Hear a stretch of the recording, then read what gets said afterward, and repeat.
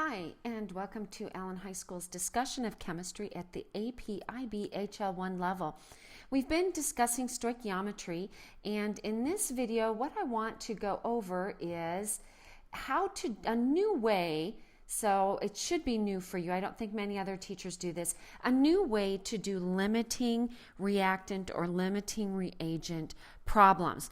Now, this is going to seem, I'll be honest with you, it's going to seem a little long at the beginning, but there's a great payoff at the end. I use it in pre-AP, and we have to use it extensively when we do acids and bases. So you want to get used to it now. And I call this the SSS method.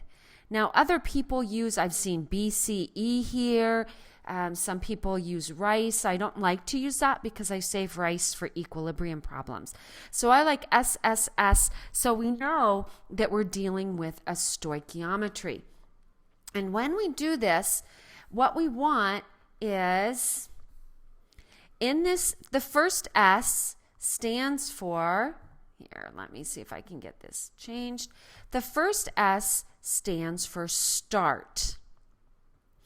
Now, when we do our start, you need to have moles or molarity. So we just learned about molarity again. You need to have moles or molarity for this to work properly, because we're going to use that mole ratio as part of our problem solving.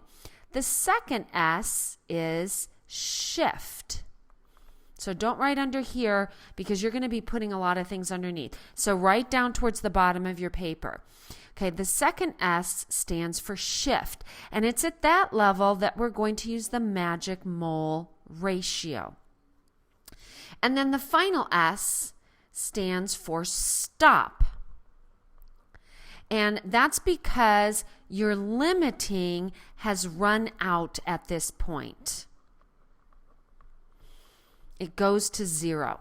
All right, so that's what those S's stand for. I'm going to get myself a little bit more room here. Now, like I said, the first thing we want to do is convert everything to moles. So step 1 is convert to moles.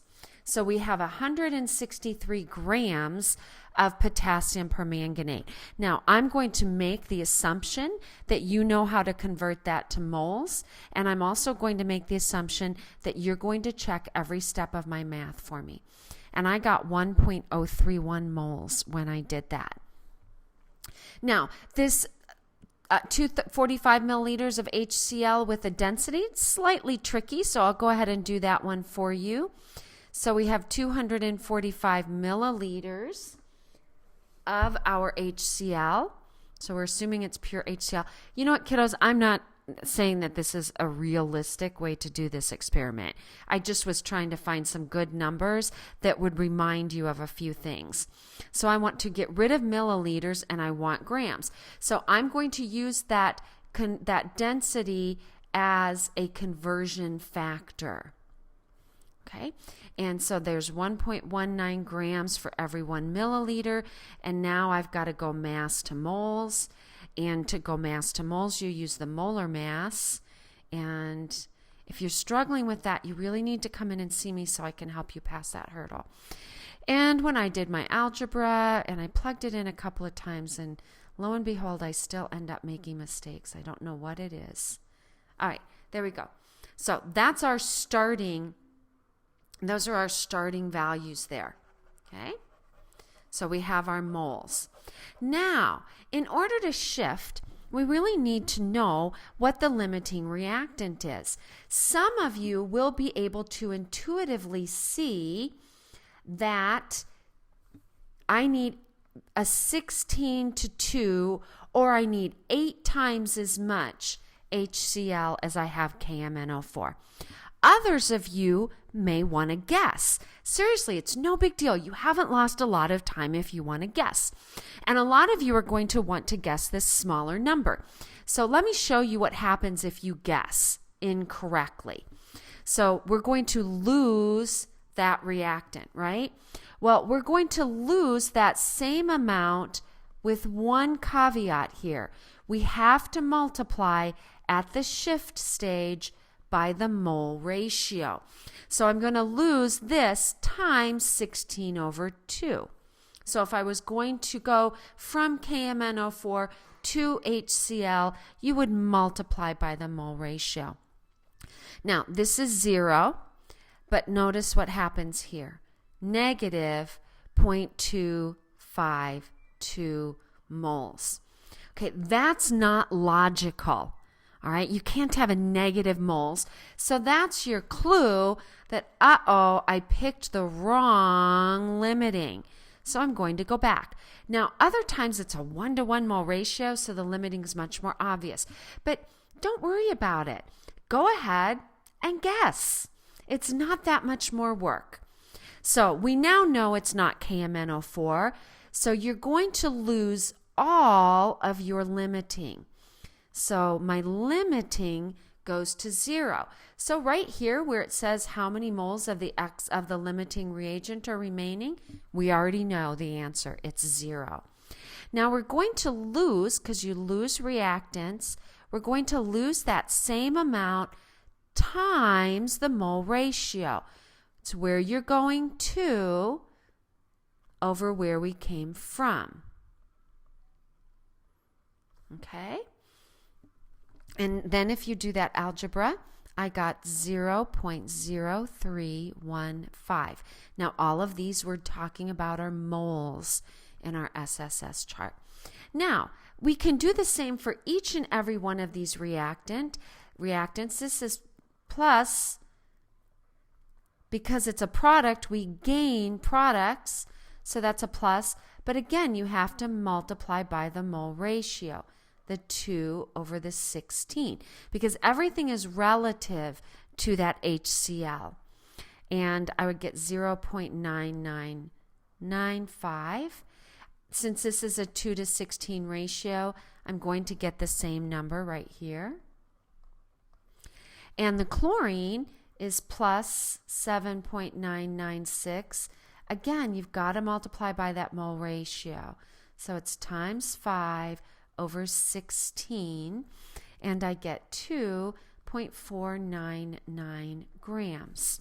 Or excuse me, moles. I'm not at the gram stage yet. Okay, so now let's take a look at this. Let's read all the things the question asked. It said, what is the maximum mass? That's the theoretical yield. So all I have to do here, everything just falls into place. Once you have moles, so you get to moles, then you get out of moles. It's pretty much what we're doing. So 2.499 moles times 1 mole per 70.9 grams. I got 177 grams. Check that algebra, kiddos. All right. Now, I don't know about you, but I hope this you're seeing as your big win. When you were in pre-AP, you probably did 2 stoichiometries, from permanganate to Cl2 and from HCl to Cl2. And then you pick the smallest, right? So just do 2 full stoichiometries. That's fine if all you're after is the maximum mass or the theoretical yield. This is the big win. I think it's much more logical to see what's going on with the excess here rather than what you might have learned in pre-AP. Because now I already have my moles. I don't have to do another stoichiometry. I don't have to take, start minus used equals remaining. It's just there. It's done it. It falls right into place. So I have this many moles. I've got to convert those moles to grams. So moles to mass, use molar mass. And lo and behold, we have 4.98 grams of excess remaining. Okay, that's the big win, is how much simpler it is to really deal with these secondary questions. All right? So I hope that helps. I'm going to make you do it this way for a little while so you get used to this, because I truly believe it's helpful. If all you wanted was the theoretical yield, go ahead, do 2 stoichiometries, pick the smallest. All right? If, on the other hand, you're asked about excess reactant, you want to do the SSS. See you later, kiddos.